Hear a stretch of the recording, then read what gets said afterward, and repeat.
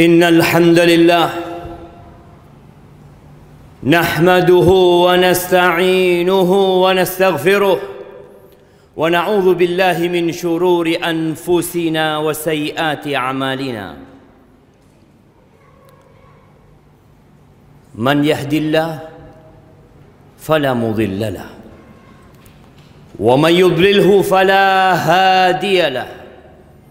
وأشهد أن لا إله إلا الله وحده لا شريك له وأشهد أن محمدا عبده ورسوله وحبيبه وخليله صلوات ربي وسلامه وبركاته عليه وعلى آله وأصحابه ومن اهتدى بهداه إلى يوم الدين. أما بعد، فيا معاشر المسلمين وزمرة المؤمنين رحمكم الله، أوصيكم ونفسي بتقوى الله فقد فاز المتقون. قال الله تبارك وتعالى في القرآن العظيم: يا أيها الذين آمنوا اتقوا الله haqqa tuqatihi wa la tamutunna illa wa antum muslimun. Wahai orang-orang yang beriman, Allah memanggil manusia-manusia yang meyakini bahwa tiada Tuhan yang berhak disembah kecuali Dia. Apa kata Allah? Ittaqullah. Bertakwalah kalian kepada Allah dengan sebenar-benarnya takwa, wala tamutunna illa wa antum muslimun, dan jangan kalian mati kecuali dalam kondisi Islam. Ahibbati fillah, innamal a'mal bil khawatim. Amalan itu tergantung penutupnya. Maka Allah berpesan, jangan kalian mati kecuali dalam kondisi Islam. Ada orang-orang yang hari ini sholat Jumat bersama kita, yang mungkin Jumat depan dia masih hadir bersama kita, Ramadan dia puasa bersama kita, tapi siapa yang tahu apakah dia akan mati dalam kondisi Islam? Nggak ada yang tahu. Di dalam sebuah peperangan di masa Nabi alaihi salatu wassalam, ketika dua pasukan sudah mulai beristirahat, ada seorang laki-laki dari kalangan kaum muslimin yang berperang dengan bersungguh-sungguh. Bahkan dia tidak melewatkan satu musuh pun kecuali dia hadapi. Lalu ada obrolan dari para sahabat yang mengatakan, ma ajza al-yawm mithl ma ajza fulan. Hari ini nggak ada yang perjuangannya, yang pengorbanannya seperti fulan. Apa kata Nabi SAW? Amma huwa famin ahli nar. Oh, orang itu dia penghuni neraka. Para sahabat tatkala mendengar ucapan Nabi SAW ini, mereka heran. Kalau orang yang berjuang seperti ini masuk neraka, bagaimana dengan yang biasa-biasa perjuangan? Maka salah satu di antara mereka mengatakan, ana sahibu, aku akan ngikutin orang ini. Kok sampai orang ini divonis masuk neraka? Diikutin sama salah satu sahabat. Ketika dia lari, sahabat ini ikut lari. Tatkala dia lambat, sahabat ini ikut lambat. Sampai terakhir ternyata orang ini terluka, parah lukanya, dan dia nggak sabar menghadapi pedihnya luka tersebut. Dia ambil pedangnya, dia letakkan di dadanya, kemudian dia runtuhkan dirinya. Mati bunuh diri. Akhirnya sahabat yang mengikuti orang ini balik menjumpai Rasul sallallahu alaihi wasallam. Lalu dia mengatakan, asyhadu annaka Rasulullah. Aku bersaksi bahwa engkau adalah Rasulullah. Sahabat ini muslim. Maka Nabi heran, kenapa engkau mengatakan itu kembali? Maka dia cerita, ya Rasulullah, tatkala engkau mengatakan fulan termasuk penghuni neraka, kita ini bingung gitu. Akhirnya anak pun mengikuti orang tersebut. Ternyata orang itu matinya bunuh diri. Jamaah rahimakumullah, kita semua ingin husnul khatimah. Ya, proses untuk menuju husnul khatimah itu penting. Kita harus berpikir, apa langkah-langkah supaya kita mati husnul khatimah? Yang pertama, jujur sama Allah. Kita harus benar-benar punya waktu khusus berdua sama Allah Azza wa Jalla. Banyak di antara kita hanya beribadah tatkala ada manusia. Dia bersedekah tatkala banyak yang lihat. Dia berangkat ke masjid, sholat di masjid tatkala banyak manusia yang memandangnya. Tapi bagaimana kondisi kita tatkala kita sendirian, dikala tidak ada manusia yang melihat kita? Apakah kita benar-benar beribadah kepada Allah Azza wa Jalla? Atau kita hanya pura-pura beriman?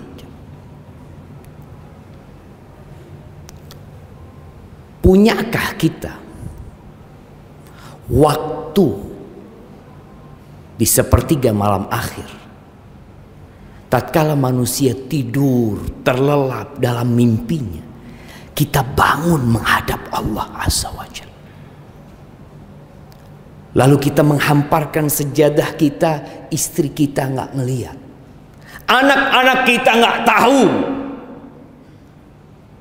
Punyakah kita waktu itu? Kalau kita melihat 7 golongan yang kelak akan mendapatkan naungan dari Allah Azza wa Jalla pada hari kiamat, yauma la dhilla illa dhilluh, pada hari tidak ada naungan kecuali naungan yang Allah berikan pada hari itu. Banyak di antara mereka adalah orang-orang yang beribadah sembunyi-sembunyi. Nabi menyebutkan tentang seorang yang bersedekah. Sedekah terang-terangan itu boleh. Kita datang ke masjid, ada kotak amal, kita masukkan duit, boleh, baik, asalkan ikhlas. Kata Allah, in tubdus sadaqat fa ni'mah. Baik engkau sedekah terang-terang. Wa in tukhfuha wa tu'tuha al-fuqara.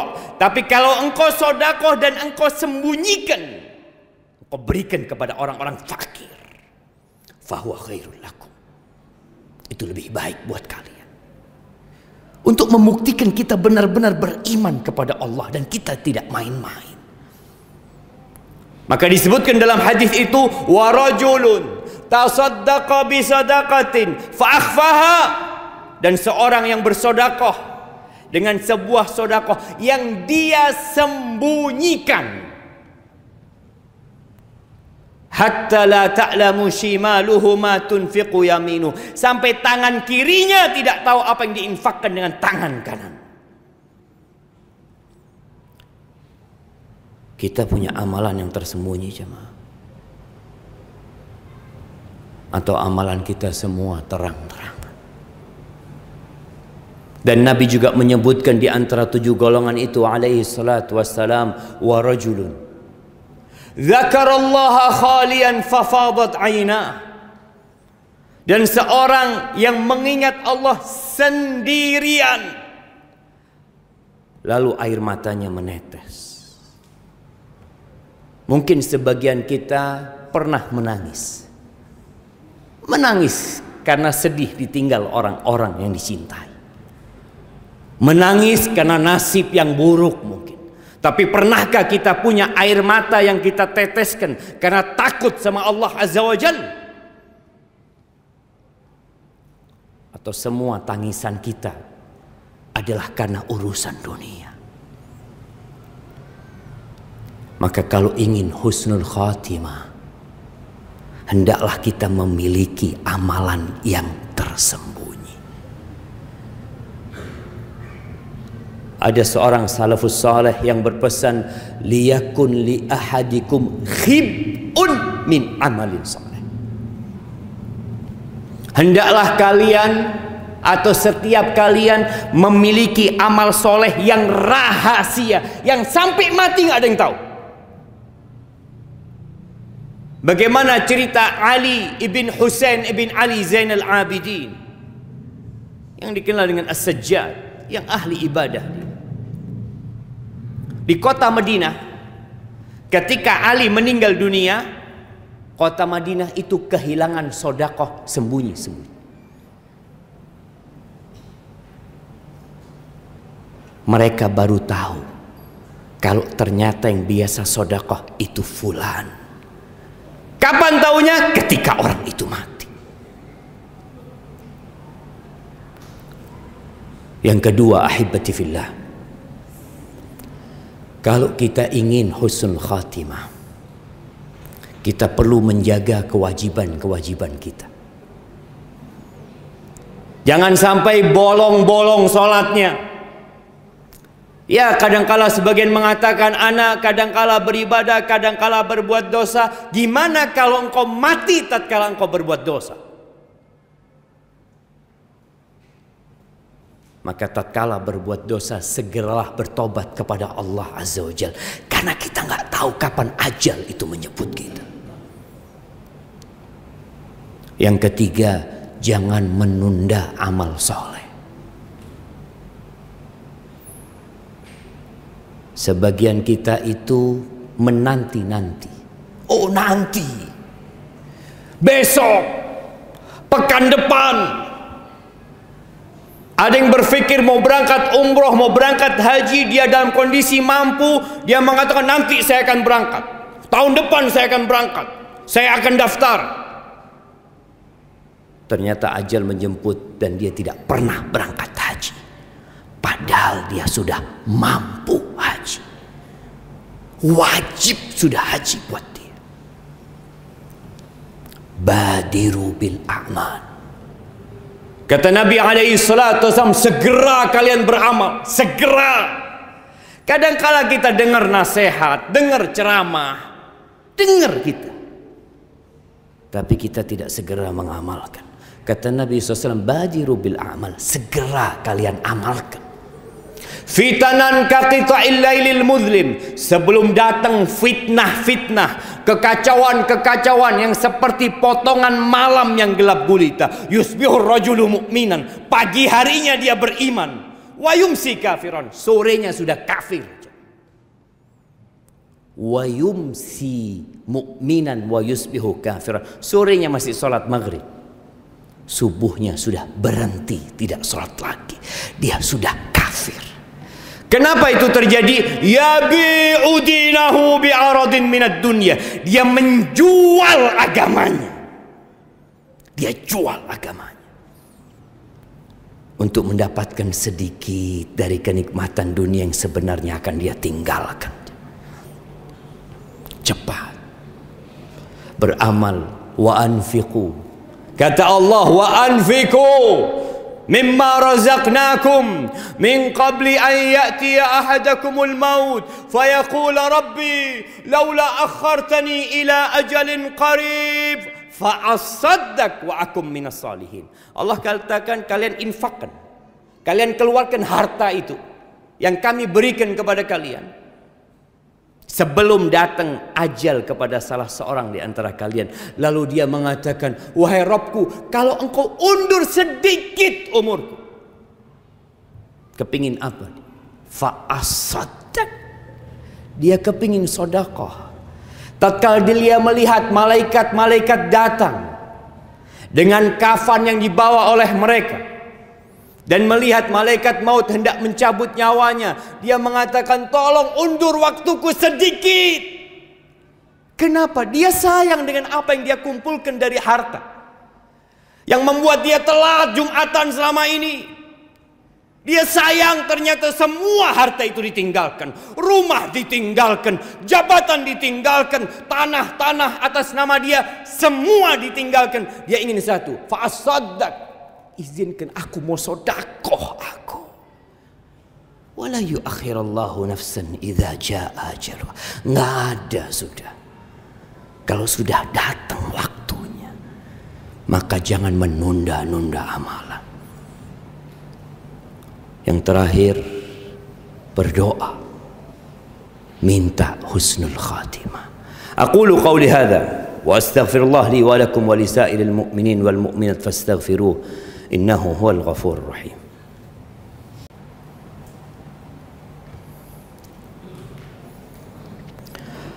Alhamdulillah wa kafa. Wassalatu wassalam على النبي المصطفى سيدنا ومولانا محمد وعلى آله وأصحابه ومن اقتفى أما بعد. Bicara doa minta husnul khatimah. Berapa kali kita minta sama Allah dalam sehari?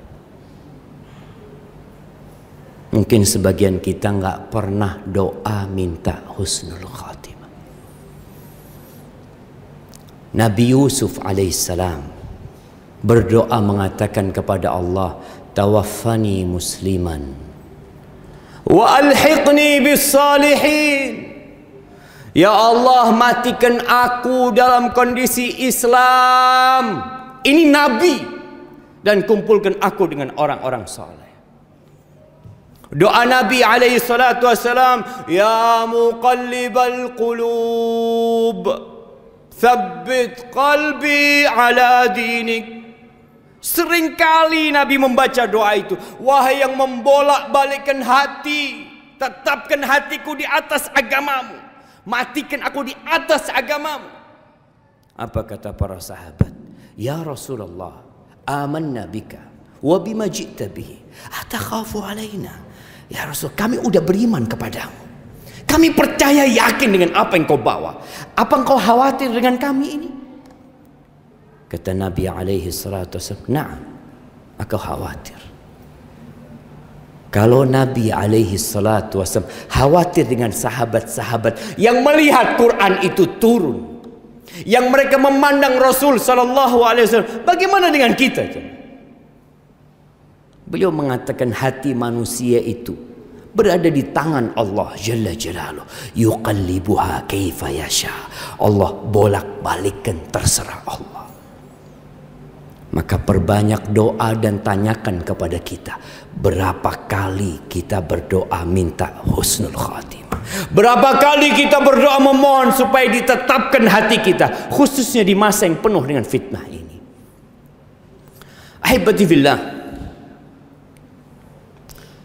hari ini hari Jumat.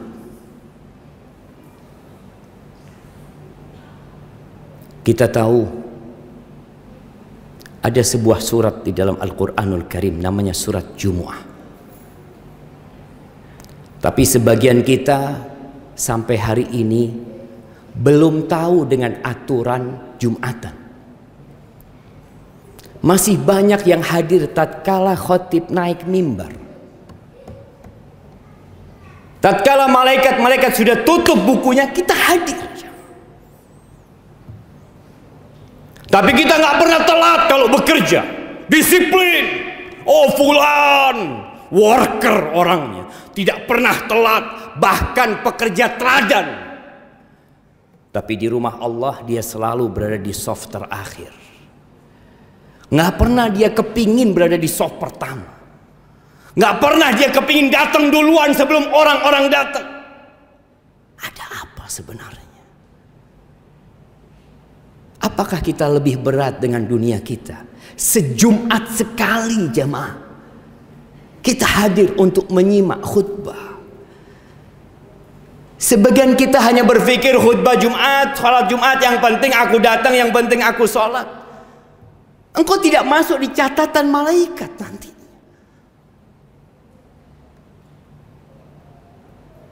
Maka jadilah muslim yang sebenarnya. Ketahuilah